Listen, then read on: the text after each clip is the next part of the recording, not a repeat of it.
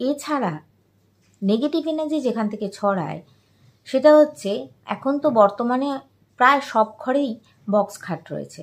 তো বক্স খাটের ওপরে আমরা শুই আর ভেতরে জিনিসপত্র রাখি। তো বক্স খাটের তলায় কি কি রাখবেন না সেটা একবার জেনে নিন। বক্স খাটের তলায় কোনো ধরনের বাসনপত্র রাখবেন না, সেটা কাচের হোক বা যে কোনো মেটেরিয়ালেরই হোক না কেন। কোনো ধরনের অস্ত্র ধরনের জিনিসপত্র রাখবেন না। অস্ত্র মানে এই ধরুন ছুরি, কাঁচি বা কাটারি, এই ধরনের জিনিসপত্র রাখবেন না। ঘুমের এতে প্রচণ্ড ডিস্টারবেন্স হয়, আমরা বুঝতে পারি না এগুলোর থেকে যে নেগেটিভ এনার্জি বেরোয় সেটা আমাদের ঘুমকে ডিস্টার্ব করে। যেরম ধরুন অনেকে ইন্ডাকশান রেখে দেয়, প্রেশার কুকার রেখে দেয়, ইস্ত্রি রেখে দেয়।